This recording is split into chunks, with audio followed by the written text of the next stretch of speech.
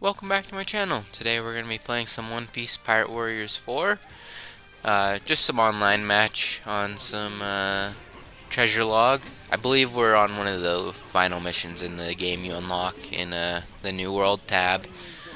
I think it's like True Pirate Warrior or something like that.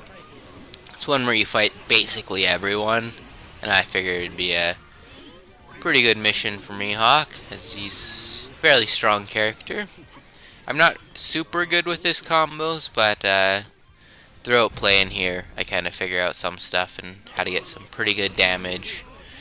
And this is actually a fairly difficult mission compared to most of them in the game. So there is that as well. I'm also not really running an ideal build for damage.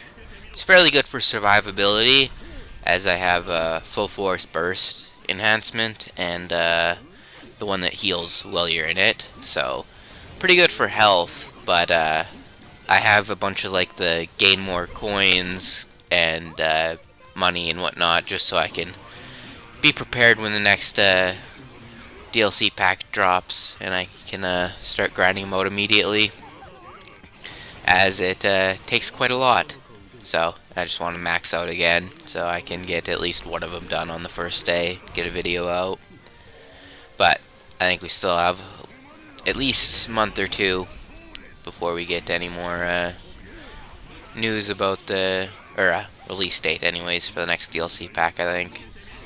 Hopefully it's not too long now that we're actually seeing a bit of Uta gameplay, and I'm pretty excited to play her. I think it was a couple days ago, we got another one of her combo strings shown off, and it kind of reminded me of the Shanks Conqueror's Hockey Walk, because she was just slowly walking and using her musical notes to attack around her. So it seemed like it would be a pretty good move, and looked pretty cool, because she was basically just dancing along while she was fucking people up.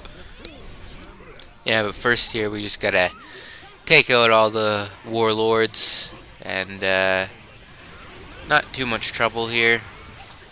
I'm not sure when it is in the video, but I found out that if you do one full square combo with Mihawk, it does the thing where it extends his blade or whatever. But if you do that into a 3 squares and triangle attack, it does so much damage. It's his little dagger move, but it does pretty insane damage. Mihawk has always been a really fun character to play, though, even in Pirate Warriors 3. I honestly don't. I feel like he wasn't that different. I mean, the game is obviously slightly different the way it works with having super attacks almost, but I remember liking the old Mihawk as well, and I think you could do the same thing where if you do one square combo, it does the increased damage and length, which I think Shanks also has, and he had it in Pirate Warriors 3 too. I've never played Pirate Warriors 1 or 2 though, although I've been watching a bit of gameplay of Pirate Warriors 1 through Jack the Bus, and he honestly has, the game honestly looks really good. The cutscenes are surprisingly good for how old it is, and the story mode has I feel a lot more effort put into it than what we get now, because it had shit other than just basically normal fighting. But even from Pirate Warriors 3 to Pirate Warriors 4, it kind of became a bit more simplified. But that's kind of how the Storm games go too. Kind of once they've done some of the story a couple times, they kind of don't give it as much attention as it probably should get anymore, which is always a shame, especially when games look better and run better and stuff, and then just not quite the same as the old ones. It's a shame that in Pirate Warriors 4 that we skipped over some of the earlier arcs, and because we lost out on some of the Skypiea and Thriller Bark, which both have characters I like a lot and would love in this game. And then we also I don't think we did a lot of the early arcs, so we don't have a lot of the pre-time skip main cast in Pirate Warriors 4, which is also a bit of a shame because I don't think we have pre-time skip Frankie. I don't think we have Brooke, Nami. I don't know. It's just a shame that we don't have a lot of like pre-time skip arcs and characters. It also sucks that in I think most of the Pirate Warriors games and just a lot of the games in general, a lot of like Frankie and Brooke and like even Chopper usually like barely get any like cool alternate outfits or anything. It's usually only like Luffy, Zoro, and like Nami. It's kind of a shame that like don't get other ones. I also sad that Pirate Warriors 4 doesn't have pre-time skip Brook because I like his first outfit like the most out of all of his. It would be so sick though if we actually got like every movie outfit and like basically just like every canon outfit that they were in. It would just be so cool if you do like any of them, because the ones that you do have, it's just kind of sucks that you don't have the rest, especially when you have some from like Strong World or something, but you only get like Nami and Luffy, I think. So it's just very weird how they split it up. Also, you'll notice me in the game at the moment completely fucking ignoring my teammate, because I didn't realize until a bit later during this match, like near the end, that you could heal your teammates. And I like went over trying to like stand in it and like wait for it to like heal him, and it wasn't working. And then I realized later that you have to press R1 and it heals him immediately, which you probably thought I was such a dick, but I didn't notice until I die later on, and he heals me like immediately, and I was like, oh, felt like such a dick. And this section right here was actually a bit troublesome. A lot of all the Navy. This mission's actually pretty sick though, because it spawns in a lot of like the main like antagonist forces, or some of them aren't even really antagonists, because we get like some of the like Whitebeard and stuff like that, and Garp and whatnot. But it is pretty sick.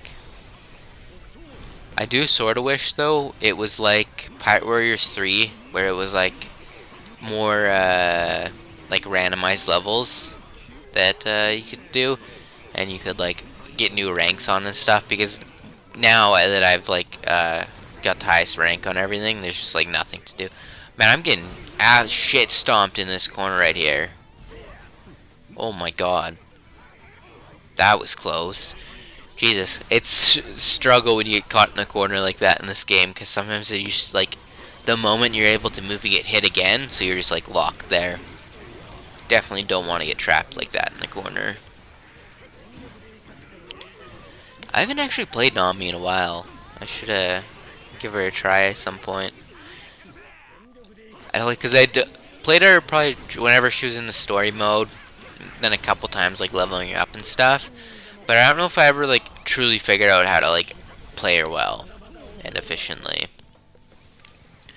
There's honestly a lot of characters that I've kind of not done super effectively, or haven't played as much as I probably would have liked to. But you kind of get drawn towards certain characters. I've probably played like Law 1,000 times more than any other character. But that's what happens when you have your favorite characters. But most of the characters in this game I'm pretty happy with. There's some that are not like the best. Like Chopper could be a little bit better. He was, I think, a bit of a downgrade. And there's like characters that are like missing like their pre-time skip, so that's like kind of annoying. But the characters that we do have are pretty fun to play. And honestly, a lot of One Piece characters transfer over to the Muso genre very well. Especially like Luffy. Like Luffy's combos look so good in this game, and it feels like how he could fight. It honestly feels like he's in second gear fighting Bluno for the first time, and he's like just comboing constantly. It's honestly one of my favorite moments of Luffy is when he does attacks like that and like combos the shit out of people and not just like one big attack. I think that's kind of why I liked Gear 5 so much, because it allows Luffy to almost fight like how he did during pre-time skip, but on the level of like strong opponents. And it's just cool how like creative he can be with attacks, and we can go back to like a lot of similar attacks that he's already done. And he essentially has all of the gears still within that.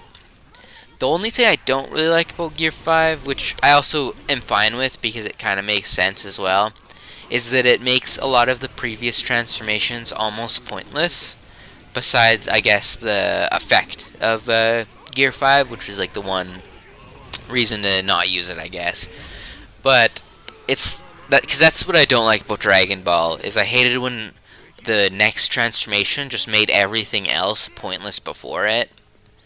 It wasn't quite too bad during Z, because Super Saiyan to Super Saiyan 3 is essentially just one transformation, and they don't even really call it different transformation until we get Super Saiyan 3, and then it's named that.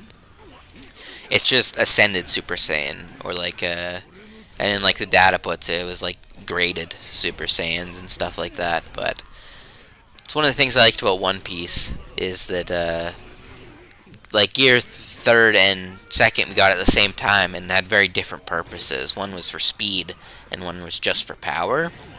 And I liked that when we got Gear 4th, it was like a super hockey drain. So like he couldn't just use that for an instant win, because if he messed up, he would just be dead after. So that was always cool, and it didn't quite go the route of like Dragon Ball Super, where we get like God, then next arc we immediately get Blue, and then God is essentially useless for at least in the anime, besides just for like marketing, and then we get another Kaioken on top of Blue, and then we get Ultra Instinct, which I was fine with originally, but in the anime it kind of ended up being just like another transformation, and it didn't really make sense how powerful he was in the form to me. I wish it would have just been the dodging aspect of it. But overall, Gear 5 kind of makes sense to me logically, because it's it's like all of his gears put together essentially. So like he can use all of the powers in his like peak form, and it doesn't really get rid of them, because he still essentially goes Gear 3rd by blowing up his limbs, and he has like Gear 4th in like the muscle form, and he can just do a lot of like basically everything. And it still does have a negative effect, so there's a reason not to just like immediately go into the form, but it just works well. Like it doesn't feel like just like a complete wipe of everything Luffy has learned over time. Gear 5 feels like a accumulation of everything he's actually learned, and he's like even able to almost like replicate other Devil Fruit powers with the way he does a lot of his attacks. Like during the Kaido fight, he like does like the not baby 5, Buffalo from Dressrosa, like the flying thing. He does like a almost like light speed attack like Kizaru, and he does the Bellamy Spring things, which he's already technically done before, I'm pretty sure. I think that's in canon he does that. I don't think that's filler, where he does like a spring type of attack. But it's just cool that Luffy can basically do a lot of different types of attacks, and it keeps it very fresh and not just like throwing the same thing on repeat. Allows for a lot of creativity and showcase of Luffy's like personality. Even just overall, it's sick transformation. Definitely looking forward to seeing it in the anime upcoming. Plus we have the cross-skilled stuff with Mihawk, Which the newest episode was, the outfits were a little bit weird. I think crocodiles look pretty good. Mihawks, I was fine with the color change, with like the yellow goldish they did. I think the problem was the underside of the hat and the underside of his cape were still red. So there was just a lot of color going on. I think if they would have changed those colors to match, it would have looked a bit better. But overall, really happy with it, because I think having alternative outfits is one of the best things One Piece does. It's honestly one of the plus sides of Shonen, is we get to spend so much time with the characters. So we get to see them progress and like actually visually change over the series, which is very nice. And you can like look at their outfit and basically tell what arc it's from. I hate when a character essentially just wears the same thing on repeat through an entire show. Plus, One Piece has like so many movies and filler arcs with different outfits. So it's just so sick. And actually learned how to heal, which I didn't know was... I probably actually knew it was a mechanic at one point, but just totally forgot. Felt like a dick this whole mission. But, yeah. We're almost done here. Just, finish off Shanks. And that'll probably be it for this video. It's almost 20 minutes or something like that. But definitely looking forward to One Piece coming up. We're going to have very peak episodes for next while. I think the manga's going on break as well, so definitely be looking forward to the episodes. But yeah, will be pretty much it. Oh yeah, I remember we were spinning around. But yeah, pretty much it for today. Thanks for watching, and I will catch up with you guys later. Enjoy One Piece, and I'll catch you guys all later. Peace. お前が作る新しい時代楽しみだな。